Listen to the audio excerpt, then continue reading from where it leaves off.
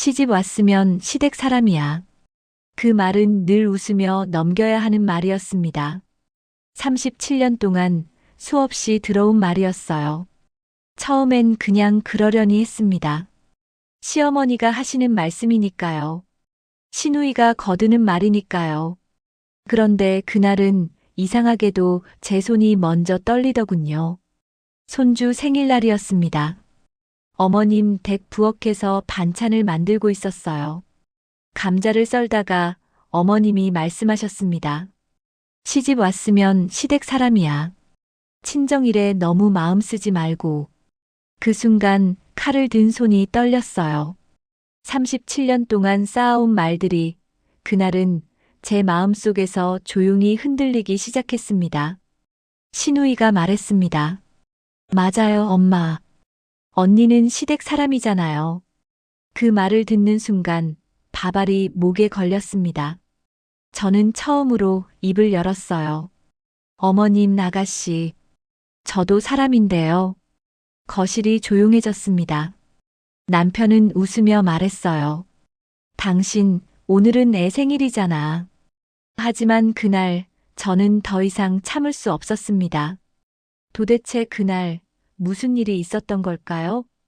그리고 그 말 뒤에 숨겨진 진짜 이유는 무엇이었을까요? 지금부터 사연을 들려드리겠습니다. 어디서 듣고 계신지 댓글 남겨주시면 그곳으로 행운이 가득 깃들기를 바라겠습니다. 저는 63입니다. 결혼한 지 37년이 되었고 지금도 아침이면 가장 먼저 부엌에 섭니다. 시계를 보니 새벽 5시 반이었어요. 남편 영호는 아직 자고 있었고 저는 조용히 이불을 걷어냈습니다. 찬바람이 발목을 스쳤지만 익숙한 일이었어요. 부엌불을 켜고 냉장고 문을 열었습니다. 김치통을 꺼내고 어제 끓여놓은 국을 꺼냈어요. 냄비를 올려놓고 불을 켰습니다. 그러면서 자연스럽게 벽에 걸린 달력을 봅니다. 빨간 동그라미가 3개 그려져 있었어요. 어머님 병원 날짜, 제사, 그리고 시누이 생일까지요. 손가락으로 날짜를 짚어가며 세어봤습니다. 어머님 병원은 이틀 후, 제사는 다음 주, 시누이 생일은 그 다음 주. 머릿속으로 반찬 목록을 정리했어요. 그때 휴대폰이 울렸습니다. 친정 엄마였어요. 여보세요, 엄마. 응, 정이야. 일찍 일어났네. 네, 엄마. 밥하고 있어요. 엄마 목소리가 조금 쉬어 있었어요. 엄마, 괜찮으세요? 응, 괜찮아. 그냥 목이 좀 칼칼해서. 저는 국 끓는 냄비를 보며 말했습니다. 엄마, 제가 이따가 전화 다시 할게요. 그래, 그래. 바쁘지? 전화를 끊고 나니 마음 한쪽이 무거웠어요. 엄마 목소리가 자꾸 떠올랐거든요. 하지만 국은 끓고 있었고 밥은 해야 했습니다. 6시가 되자 남편이 일어났습니다. 세면대에서 물소리가 들렸어요. 저는 밥상을 차렸습니다. 남편이 식탁에 앉으며 말했어요. 당신 물 좀 줄래? 저는 정수기 쪽을 보며 말했습니다. 정수기 있잖아요. 남편이 웃으며 말했습니다. 그래도 당신이 주면 다르지. 그 말에 마음이 잠깐 풀렸어요. 저는 컵에 물을 따라서 건넸습니다. 남편이 물을 마시며 신문을 펼쳤어요. 저도 마주 앉아 밥을 먹었습니다. 김치를 한 점 집어 먹으며 창밖을 봤어요. 해가 막 떠오르고 있었습니다. 밥을 먹다가 문득 생각했어요. 제 하루는 늘 이렇게 시작된다는 걸요. 부엌에서 누군가를 위해서요. 남편이 밥을 다 먹고 일어났습니다. 잘 먹었어. 나 출근할게. 네, 조심히 다녀오세요. 남편이 나간 뒤 저는 설거지를 시작했어요. 그릇을 닦으면서 아까 엄마 목소리가 다시 떠올랐습니다. 목이 칼칼하다고 하셨는데 괜찮으실까요? 저는 휴대폰을 봤어요. 전화를 할까 말까 망설였습니다. 하지만 어머님 병원 준비도 해야 하고 장도 봐야 했어요. 결국 전화는 나중으로 미뤘습니다. 나중에 할게, 엄마. 저는 작게 중얼거렸어요. 설거지를 마치고 싱크대를 닦았습니다. 행주를 빨아서 널고 부엌을 정리했어요. 그제야 제 차례가 왔습니다. 커피를 한 잔 내려서 거실에 앉았어요. 조용했습니다. TV도 켜지 않고 그냥 창밖만 봤어요. 아파트 단지가 보였습니다. 사람들이 출근 준비를 하고 아이들이 등교하고 있었어요. 저는 커피를 한 모금 마셨습니다. 따뜻했지만 마음은 여전히 무거웠어요. 시집 왔으면 시댁 사람이야. 그 말이 문득 떠올랐습니다. 누가 언제 했는지도 기억이 안 나요. 하지만 그 말은 늘 제 어깨에 얹혀 있었습니다. 무겁지도 않고 가볍지도 않게요. 저는 커피 잔을 내려놓고 한숨을 쉬었습니다. 오늘도 할 일이 많았어요. 어머님 병원 준비, 장보기, 저녁 준비. 하지만 그 전에 엄마한테 전화는 해야겠다고 생각했습니다. 나중에요. 꼭 나중에요. 그날은 손주 생일이었습니다. 큰아들 집 아이가 7살이 되는 날이었어요. 아침 일찍 어머님한테서 전화가 왔습니다. 시계를 보니 8시였어요. 저는 설거지를 하다 말고 물기 묻은 손을 닦았습니다. 여보세요, 어머님. 큰애야, 일찍 와라. 반찬 좀 해야지. 어머님 목소리는 평소처럼 단호했어요. 네, 어머님. 몇 시쯤 가면 될까요? 10시.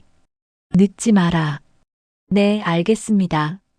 전화를 끊고 저는 부엌으로 돌아왔습니다. 남편 영우가 거실에서 신문을 보고 있었어요. 저는 남편에게 말했습니다. 여보, 오늘 손주 생일이잖아요. 응, 알아. 집에서 반찬 좀 하고 갈까요? 어머님 댁 가면 또 바쁠 것 같아서요. 남편이 신문을 내리며 말했습니다. 당신 그냥 어머니 댁에서 다 하자. 거기 가면 부엌도 넓고 재료도 다 있잖아. 그 말이 이상하게 서늘했습니다. 저는 대답 대신 고개만 끄덕였어요. 9시 반쯤 집을 나섰습니다. 어머님 댁까지는 차로 30분 정도 걸렸어요. 남편이 운전을 했고 저는 조수석에 앉아 창밖을 봤습니다. 길가에 은행나무가 서 있었어요. 잎이 노랗게 물들어 있었습니다. 가을이었구나, 문득 생각했어요. 당신, 오늘 케이크는 내가 사갈게. 남편이 말했습니다. 네, 고마워요. 차가 어머님 댁 앞에 멈췄습니다. 저는 짐을 챙겨 들고 현관문을 열었어요. 어머님 왔습니다. 어머님이 거실에서 나오셨습니다. 80대 초반이신데도 걸음걸이가 여전히 빨랐어요. 왔니? 빨리 부엌 들어가라. 저는 신발을 벗고 부엌으로 갔습니다. 싱크대 위에 재료들이 이미 준비돼 있었어요. 감자, 당근, 양파, 그리고 고기도 있었습니다. 앞치마를 두르고 손을 씻었습니다. 물이 차가웠어요. 감자부터 깎기 시작했습니다. 어머님이 부엌 문 앞에 서서 말했습니다. 큰애야, 감자는 좀 크게 썰어라. 네, 어머님. 그리고 국은 좀 싱겁게 해. 애들도 먹어야 하니까. 네, 알겠습니다. 감자를 썰다가 어머님이 제 손을 보셨어요. 큰애야, 손이 많이 거칠어졌네. 그 말에 저는 잠깐 손을 멈췄습니다. 손등을 보니 주름이 깊어져 있었어요. 63의 손이었습니다. 세월이 그렇죠, 뭐. 저는 웃으며 대답했습니다. 어머님이 잠깐 마음이 풀리신 듯 부드럽게 말했습니다. 그래, 고생이 많지. 하지만 곧이어 말씀이 이어졌습니다. 근데 말이다. 어머님이 한 발짝 부엌 안으로 들어오셨어요. 시집 왔으면 시댁 사람이야. 친정일에 너무 마음 쓰지 말고. 그 말이 감자 썰던 칼보다 먼저 제 가슴에 닿았습니다. 저는 칼을 도마에 내려놓았어요. 손이 떨렸습니다. 네, 어머님. 대답은 했지만 목소리가 나오지 않았어요. 어머님은 제 대답을 듣고 거실로 나가셨습니다. 저는 혼자 부엌에 남았어요. 물 끓는 소리만 들렸습니다. 감자를 다시 썰기 시작했습니다. 하지만 손이 제대로 움직이지 않았어요. 눈앞이 흐려졌습니다. 저는 물을 한 잔 따라 마셨습니다. 목이 말랐거든요. 물을 마시며 창밖을 봤어요. 하늘이 맑았습니다. 손주 생일치고는 날씨가 참 좋았어요. 하지만 제 마음은 그렇지 않았습니다. 시집 왔으면 시댁 사람. 그 말이 귓가에 맴돌았습니다. 저는 다시 칼을 들었어요. 감자를 썰고 국을 끓이고 반찬을 만들었습니다. 손은 움직였지만 마음은 그 말에 멈춰 있었어요. 12시쯤 시누이가 도착했습니다. 문 여는 소리가 들렸어요. 엄마, 나왔어요. 저는 부엌에서 국을 저으며 대답했습니다. 아가씨, 오셨어요. 시누이가 부엌으로 왔어요. 언니, 고생 많으세요. 말은 부드러웠지만 제 마음을 편하게 하진 않았습니다. 반찬이 다 완성될 무렵 식탁이 차려졌습니다. 온 가족이 모였어요. 큰아들 내외, 손주, 그리고 시누이까지요. 어머님이 손주를 보며 웃으셨습니다. 우리 강민이 7살 됐네. 손주가 웃으며 대답했어요. 할머니, 고마워요. 밥을 먹는 동안 저는 말이 없었습니다. 그냥 먹고 설거지하고 정리했어요. 그 말이 반찬 냄새보다 더 진하게 제 마음에 남아 있었습니다. 밥을 먹다가 시누이가 부엌으로 들어왔습니다. 엄마, 나왔어요. 시누이는 50대 후반이었어요. 직장을 다니는 사람이라 평일엔 잘 못 봤습니다.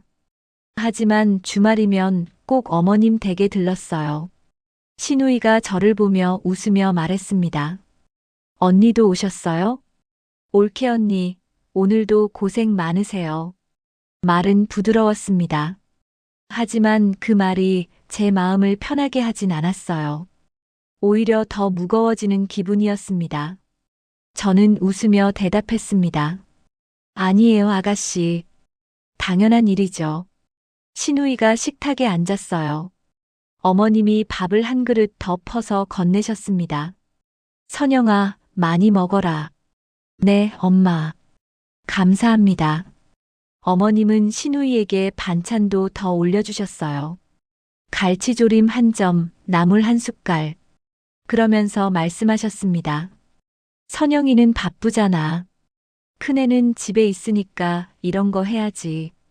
저는 숟가락을 든 채 그 말을 들었습니다. 밥을 먹다 말고 손이 멈췄어요. 시누이가 웃으며 거들었습니다. 맞아요, 엄마. 언니는 시댁 사람이잖아요. 그 말을 듣는 순간 밥알이 목에 걸렸습니다. 저는 물을 한 모금 마셨어요.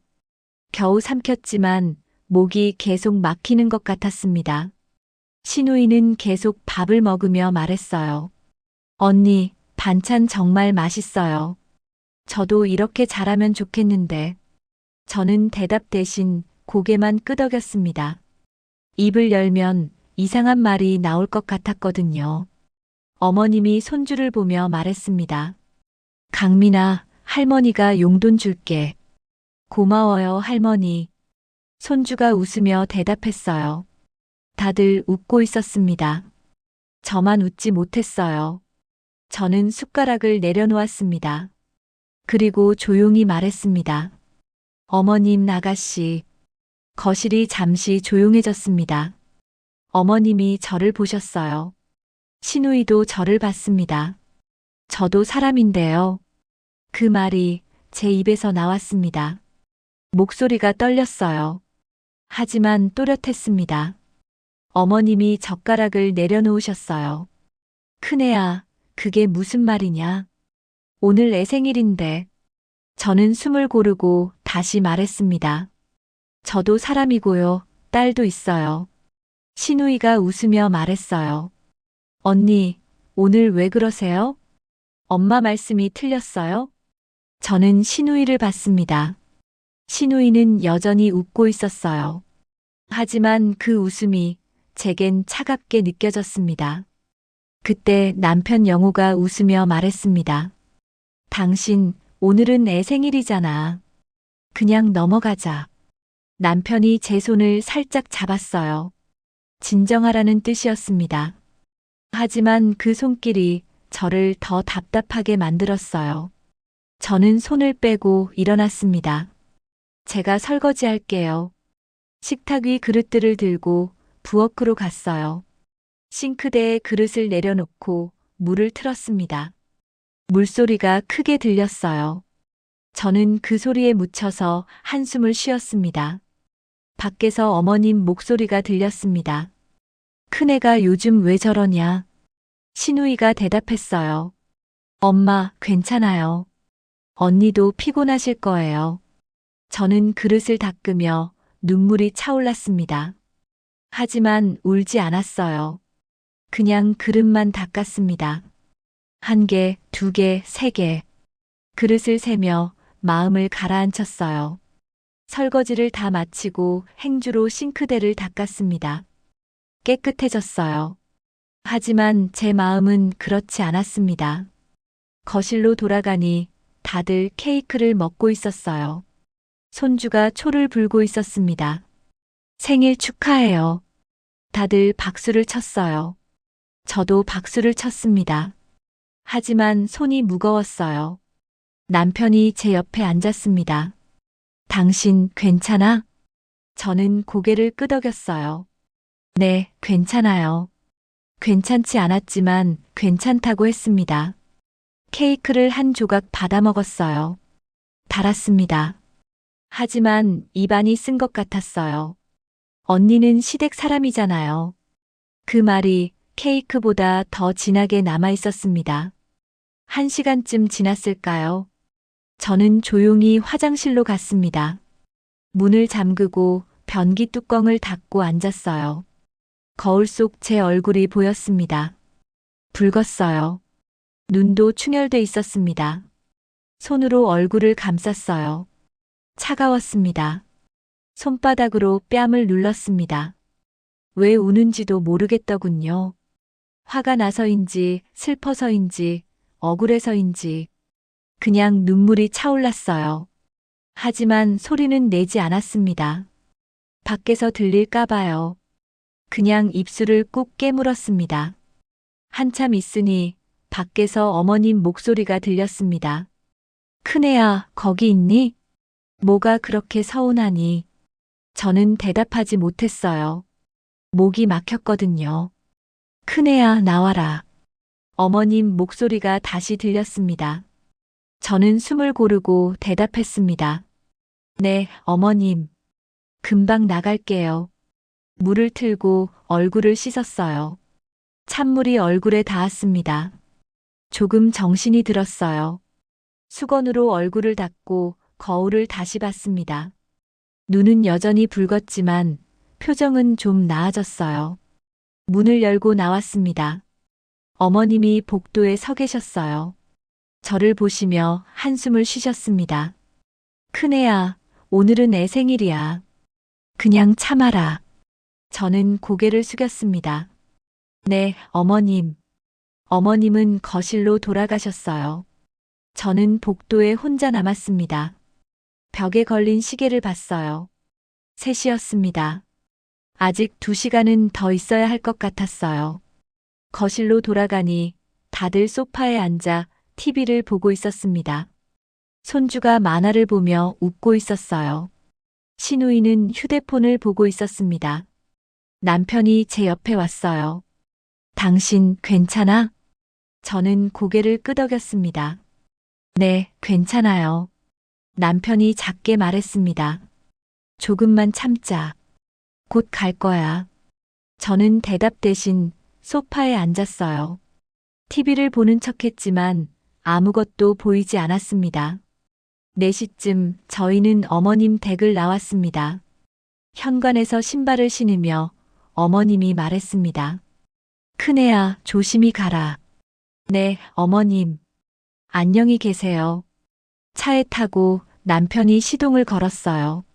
저는 창밖을 봤습니다. 어머님이 손을 흔들고 계셨어요. 저도 손을 흔들었습니다. 차가 출발했어요. 한참을 말없이 가다가 남편이 물었습니다. 당신 오늘 왜 그랬어? 저는 대답하지 않았어요. 그냥 창밖만 봤습니다. 엄마 말씀이 좀 그랬지만 그래도 참아야지. 남편이 다시 말했습니다. 저는 그제야 입을 열었습니다. 여보, 저도 사람이에요. 남편이 잠깐 저를 봤어요. 그건 나도 알아. 근데 오늘은 애 생일이잖아. 저는 더 이상 말하지 않았습니다. 말해봤자 이해받지 못할 것 같았거든요. 집에 도착했습니다. 저는 현관문을 열고 신발을 벗었어요. 남편이 거실로 갔습니다. 저는 부엌으로 갔어요. 물을 한 잔 따라 마셨습니다. 목이 말랐거든요. 창밖을 봤습니다. 해가 지고 있었어요. 하늘이 주황빛으로 물들고 있었습니다. 저는 싱크대에 기대어 한참 서 있었습니다. 아무 생각도 하지 않았어요. 그냥 멍하니 하늘만 봤습니다. 남편이 거실에서 TV를 켰어요. 뉴스 소리가 들렸습니다. 저는 여전히 부엌에 서 있었습니다. 나는 언제까지 시댁 사람으로만 살아야 할까? 그 생각이 문득 들었습니다. 저는 컵을 싱크대에 내려놓고 거실로 갔어요. 소파에 앉았습니다. 남편 옆에요. 남편이 저를 봤습니다. 당신 저녁 뭐 먹을래? 저는 고개를 저었어요. 저는 괜찮아요. 배 안 고파요. 남편이 고개를 끄덕이며 다시 TV를 봤습니다. 저도 TV를 봤어요. 하지만 화면에 뭐가 나오는지 하나도 기억나지 않습니다. 그냥 앉아 있었을 뿐이에요. 밤이 되었습니다. 저는 침대에 누웠어요. 남편은 벌써 자고 있었습니다. 저는 천장을 봤습니다. 어둠 속에서 천장이 보일 듯 말 듯 했어요. 시집 왔으면 시댁 사람이야. 그 말이 귓가에 맴돌았습니다. 저는 눈을 감았어요. 하지만 잠은 오지 않았습니다. 다음 날 아침 저는 평소처럼 일어났습니다. 남편은 출근했고 저는 혼자 차를 끓였어요. 보리차를 우려내며 창밖을 봤습니다. 날씨가 흐렸어요. 비가 올 것 같았습니다. 차를 한 잔 마시고 설거지를 했어요. 그릇을 닦다가 휴대폰이 울렸습니다. 동네 경자 언니였어요. 같은 아파트 단지에 사는 저보다 1살 위인 분이었습니다. 정희야, 나 경자야. 네, 언니. 무슨 일이세요? 너 오늘 표정 안 좋더라. 괜찮아? 어제 마트에서 마주쳤었거든요. 인사만 하고 지나쳤는데 언니가 눈치를 챘나 봅니다. 괜찮아요, 언니. 저는 웃으며 대답했습니다. 괜찮다 하는 사람 제일 안 괜찮아. 경자 언니가 말했어요. 너 지금 시간 있어? 우리 집으로 올래? 저는 잠깐 생각했습니다. 할 일이 없는 건 아니었지만 언니 목소리가 따뜻했어요. 네, 언니. 잠깐 갈게요. 전화를 끊고 옷을 갈아입었습니다. 간단하게 화장을 하고 집을 나섰어요. 경자 언니 집은 바로 위층이었습니다. 엘리베이터를 타고 올라가 초인종을 눌렀어요. 문이 열렸습니다. 어서 와, 정희야. 경자 언니가 웃으며 맞아주셨어요. 집안에 커피 향이 났습니다. 언니, 커피 끓이셨어요? 응, 너 올 줄 알았어. 저는 웃으며 신발을 벗었습니다. 거실로 들어가니 테이블 위에 커피 2잔이 놓여 있었어요. 앉아, 정희야. 저는 소파에 앉았습니다. 커피를 한 모금 마셨어요. 따뜻했습니다. 경자 언니가 제 맞은편에 앉으며 물었습니다. 무슨 일 있어? 저는 잠깐 말을 멈췄어요. 뭐라고 말해야 할지 몰랐거든요. 언니, 저는요. 목소리가 떨렸습니다. 제가 누군지 모르겠어요. 경자 언니가 커피를 내려놓고 저를 봤어요. 무슨 말이야? 저는 며느리고 엄마고 아내인데요. 저는 천천히 말했습니다. 정희는 어디에 있는지 모르겠어요. 경자 언니가 한숨을 쉬었습니다. 정희야, 시댁에서 또 뭐라 했어? 저는 고개를 끄덕였어요. 어제 일을 짧게 얘기했습니다. 시집 왔으면 시댁 사람이라는 말도요. 경자 언니가 고개를 저었습니다. 그 말 나도 지겹게 들었어. 근데 말이야, 정희야. 언니가 잠깐 말을 멈췄다가 다시 입을 열었어요. 그 말하는 사람들은 사실 겁이 많아. 겁이요? 저는 되물었습니다. 응, 내가 떠날까봐 겁나는 거야. 경자 언니가 말했습니다. 그래서 자꾸 묶어두려고 하는 거지. 그 말이 제 마음에 작게 울렸습니다. 저는 커피를 한 모금 더 마셨어요. 생각을 정리하고 싶었거든요. 언니, 그럼 저는 어떻게 해야 해요? 경자 언니가 웃으며 말했습니다. 내가 정이라는 걸 잊지 마. 그것만 기억하면 돼. 저는 고개를 끄덕였습니다. 하지만 쉽지 않을 것 같았어요. 경자 언니 집을 나와 집으로 돌아왔습니다. 시계를 보니 11시였어요.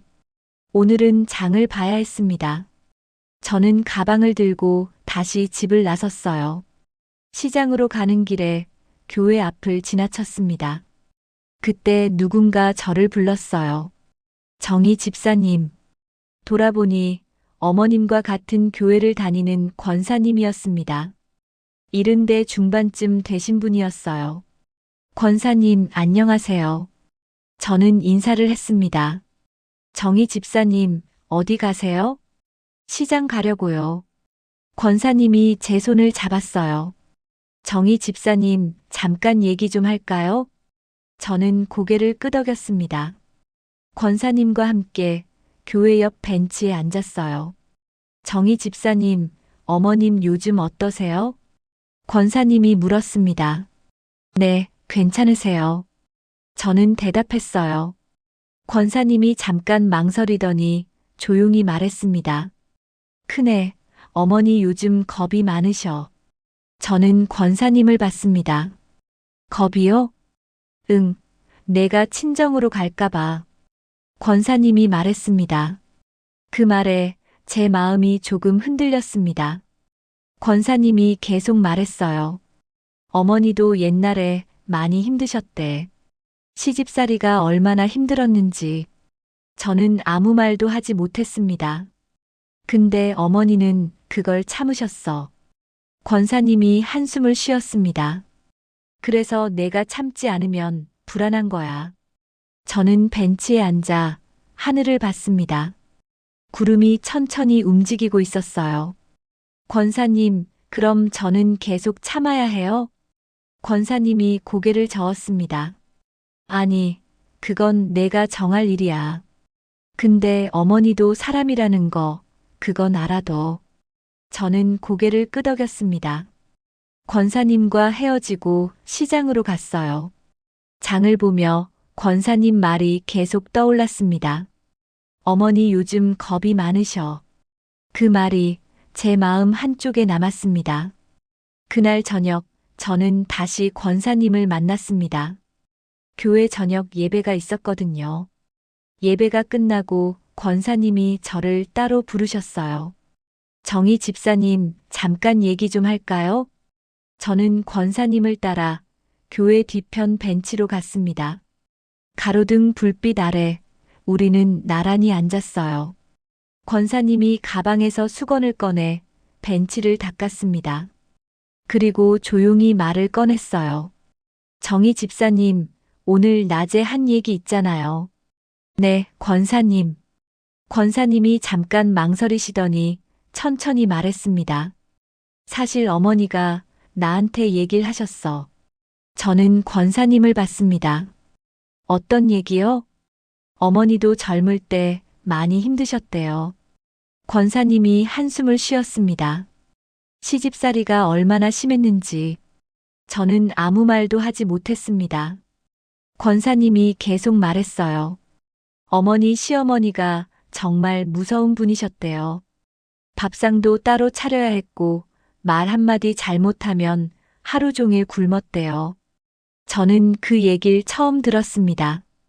어머님이 그런 일을 겪으셨다는 걸요. 그때 어머니도 시집 왔으면 시댁 사람이란 말 들으며 사셨어. 권사님 목소리가 낮아졌습니다. 저는 벤치에 앉아 하늘을 봤어요. 별이 몇 개 보였습니다. 어머니가 그러시더라고요. 권사님이 다시 입을 열었습니다. 나는 참았는데 왜 큰애는 못 참나 하셨어. 그 말을 듣는 순간 제 마음이 복잡해졌습니다. 근데 권사님, 저는 조용히 말했어요. 그럼 저도 참아야 해요? 권사님이 고개를 저었습니다. 아니, 그건 아니야. 근데 어머니 마음도 조금은 이해해줬으면 해. 저는 입술을 깨물었습니다. 이해는 하고 싶었어요.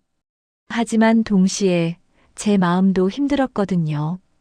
어머니는 내가 친정으로 갈까봐 겁나셨대. 권사님이 말했습니다. 자기는 평생 못 갔는데 내가 가면 불안한 거야. 저는 그제야 알았습니다. 어머님이 왜 그런 말을 하셨는지요. 미워서가 아니라 두려워서였다는 걸요. 권사님이 제 손을 잡았습니다. 정희 집사님, 어머니도 사람이야. 완벽하지 않아. 저는 고개를 끄덕였어요. 눈물이 차올랐습니다. 근데 말이야. 권사님이 계속 말했습니다. 내 마음도 소중해. 그것도 잊지 마. 저는 고개를 숙였어요. 눈물이 떨어졌습니다. 권사님이 제 등을 쓰다듬어 주셨어요. 아무 말씀도 안 하셨습니다. 그냥 옆에 계셨어요. 한참 있다가 저는 얼굴을 들었습니다. 휴지로 눈물을 닦았어요. 권사님 고맙습니다. 괜찮아, 정희 집사님. 저는 집으로 돌아왔습니다. 현관문을 열고 들어가니 남편이 거실에 앉아 있었어요. 당신 왔어? 예배 길었네. 네, 권사님이랑 얘기 좀 하다 왔어요. 남편이 고개를 끄덕이며 다시 신문을 봤습니다. 저는 부엌으로 갔어요. 물을 한 잔 따라 마셨습니다. 창밖을 봤어요. 어두웠습니다. 권사님 말이 계속 떠올랐어요.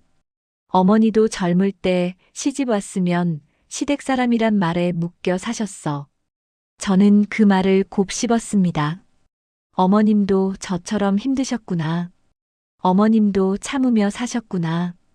그런데 어머님은 저한테도 똑같이 하신 거였어요. 당신이 참았으니 저도 참아야 한다고요. 저는 물컵을 싱크대에 내려놓았습니다. 이해는 됐어요. 어머님 마음이요. 하지만 동시에 저는 생각했습니다. 나는 어머님처럼 살고 싶지 않아. 저는 거실로 갔어요. 남편이 저를 봤습니다. 당신 괜찮아? 네, 괜찮아요. 저는 소파에 앉았습니다. 남편 옆에요. TV에서 뉴스가 나오고 있었어요. 저는 화면을 보며 생각했습니다. 어머님도 두려워하고 계신 거구나. 저한테 버림받을까 봐요. 그런데 저도 두려웠어요. 제가 사라질까 봐요. 저는 남편을 봤습니다. 남편이 저를 봤어요. 여보. 응. 저는 잠깐 망설이다가 말했습니다. 우리 얘기 좀 해야 할 것 같아요. 남편이 신문을 내려놓았습니다. 무슨 얘기? 저는 숨을 고르고 천천히 말했습니다. 어머님이랑 저랑 그리고 당신 얘기요. 남편이 눈을 깜빡였어요. 그리고 고개를 끄덕였습니다. 그래, 얘기하자. 저는 그제야 마음을 열 준비가 된 것 같았습니다. 그날 저녁 남편과 저는 한참 얘기를 했습니다. 거실 소파에 마주 앉아서요. 저는 남편에게 말했어요. 어머님 말이 얼마나 힘들었는지, 제가 얼마나 외로웠는지요. 남편은 조용히 들었습니다. 중간에 끼어들지 않았어요. 그냥 고개만 끄덕이며 들어줬습니다. 여보, 저는요. 저는 천천히 말했습니다. 어머님처럼 살고 싶지 않아요. 남편이 저를 봤어요. 무슨 말이야? 어머님은 평생 참으셨잖아요. 저는 숨을 고르고 계속 말했습니다. 저는 그렇게 살고 싶지 않아요. 저도 딸이고요. 남편이 한숨을 쉬었습니다. 당신 말도 맞아. 근데 엄마도 나이 드셨잖아. 알아요, 여보. 저는 말했습니다. 그래서 제가 참아왔던 거예요. 37년 동안요. 남편이 고개를 숙였어요. 근데 이제는 못 참겠어요. 저는 단호하게 말했습니다. 남편이 잠시 말이 없었어요. 그러다가 조용히 말했습니다. 미안해, 당신. 내가 중간에서 제대로 못했어. 저는 남편을 봤습니다. 남편 눈에 미안함이 담겨 있었어요. 여보, 다음부터는요. 저는 남편 손을 잡았습니다. 어머님이 그런 말 하시면 막아줘요. 남편이 고개를 끄덕였습니다. 알았어. 내가 할게. 그날 밤 저는 어머님께 전화를 했습니다. 용기를 내서요. 여보세요, 어머님. 응, 큰애야. 무슨 일이야? 저는 숨을 고르고 말했습니다. 어머님, 내일 뵐 수 있을까요? 어머님이 잠깐 조용하셨어요. 그러다가 말했습니다. 그래, 와라. 다음 날 저는 어머님 댁으로 갔습니다. 남편도 함께요. 어머님은 거실에 앉아 TV를 보고 계셨어요.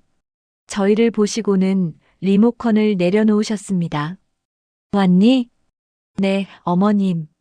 저는 신발을 벗고 거실로 들어갔어요.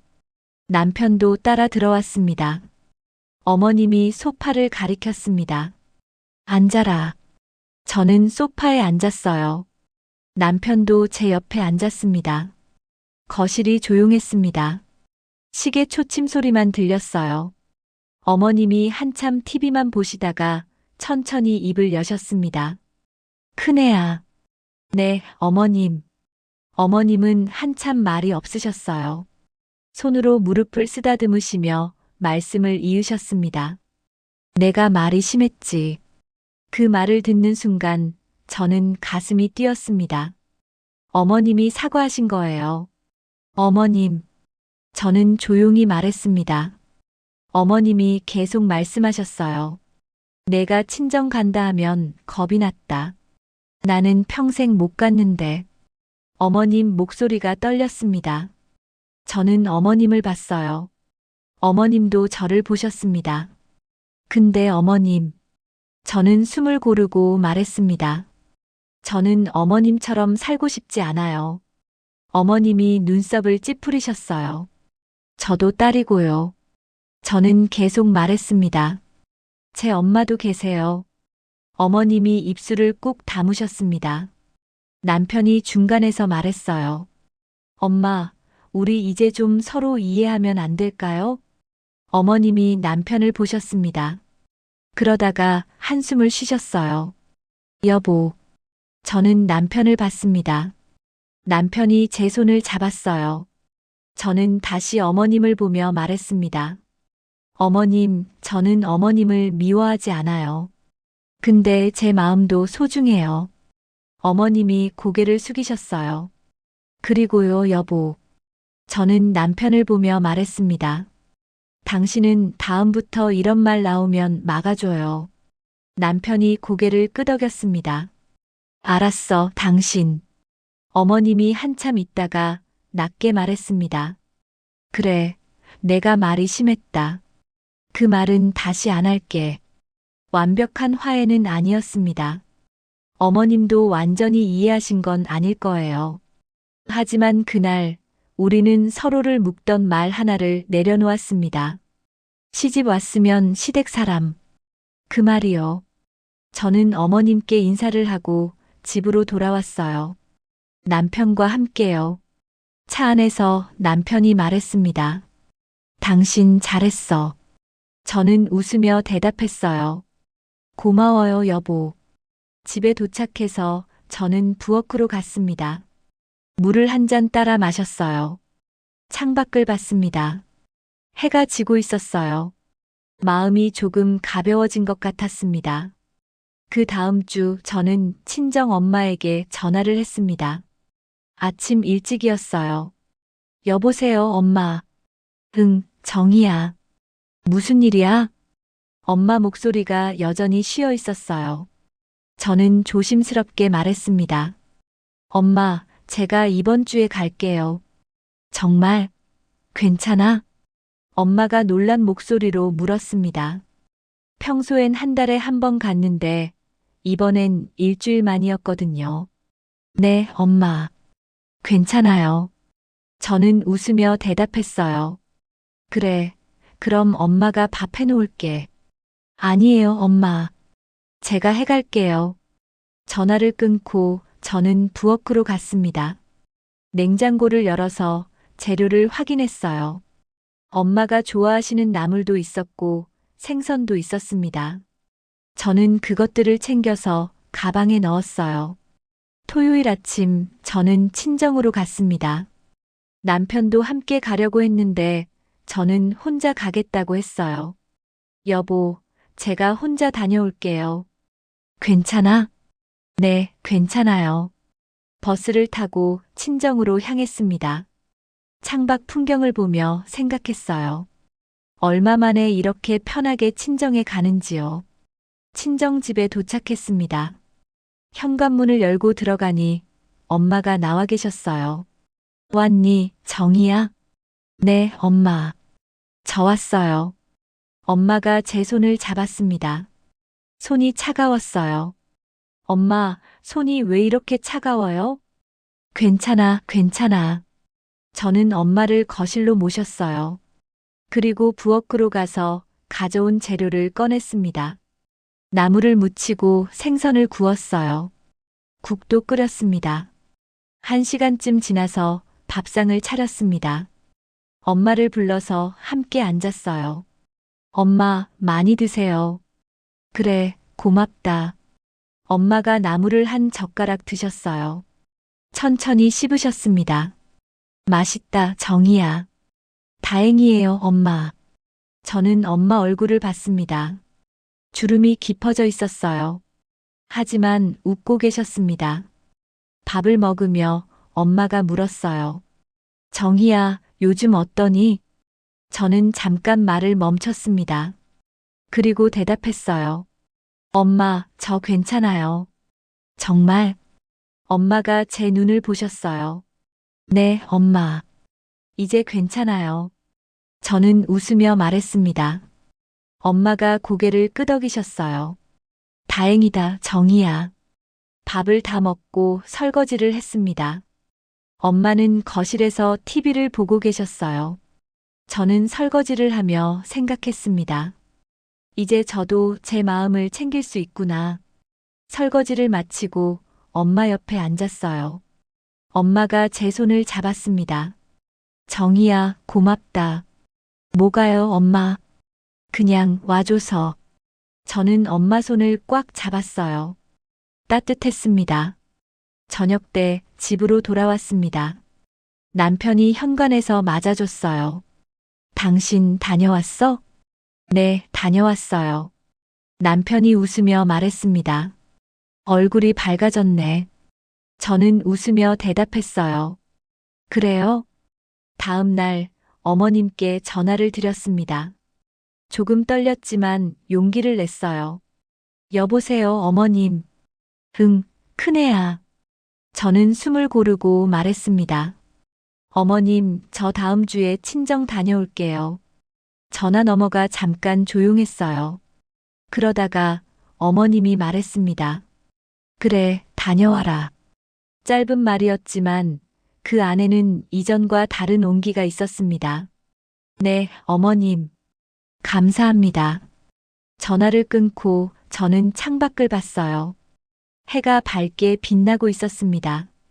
부엌은 여전히 제자리였지만 마음은 더 이상 한쪽으로만 기울어 있지 않았습니다. 저는 달력을 봤어요. 친정엄마 생신에 빨간 동그라미를 그렸습니다. 어머님 병원 날짜 옆에요. 2개의 동그라미가 나란히 있었어요. 저는 웃으며 커피를 한 잔 내렸습니다. 그리고 소파에 앉아서 천천히 마셨어요. 따뜻했습니다. 마음도 커피도요. 창밖에서 새소리가 들렸어요. 봄이 오고 있었습니다. 저는 63이지만 이제 알았습니다. 며느리이기 전에 딸이자 한 사람이라는 걸요. 그리고 그걸 지키는 게 제 일이라는 것도요. 부엌에서 다시 일어났습니다. 오늘도 할 일이 많았어요. 하지만 이제는 제 마음도 함께 챙기기로 했습니다. 시집 왔으면 시댁 사람. 그 말은 누군가에겐 규칙이었지만 저에겐 오래된 상처였습니다. 37년 동안 그 말에 묶여 살았어요. 친정엄마 전화도 미루고 제 마음도 뒤로 미뤘습니다. 하지만 그날 이후 저는 제 자리를 다시 정했습니다. 며느리이기 전에 딸이자 한 사람으로서요. 어머님도 변하셨어요. 완벽하진 않지만 그 말은 다시 안 할게라고 하셨습니다. 남편도 달라졌습니다. 이제는 중간에서 제 편을 들어줍니다. 부엌은 여전히 제 자리지만 마음은 더 이상 한쪽으로만 기울어 있지 않습니다. 친정 달력에도 시댁 달력에도 이제 빨간 동그라미가 함께 그려져 있어요. 가족은 가까워서 말이 쉽게 날카로워지더군요. 하지만 진심으로 마주보면 조금씩 풀립니다. 여러분은 어떠신가요? 37년 또는 그보다 더 긴 세월 동안 참아온 말이 있으신가요? 댓글로 여러분의 이야기를 나눠주세요. 오늘 이야기가 여러분의 하루에 작은 위로가 되었기를 바랍니다. 다음 이야기에서 또 만나요. 여러분, 오늘도 수고 많으셨습니다.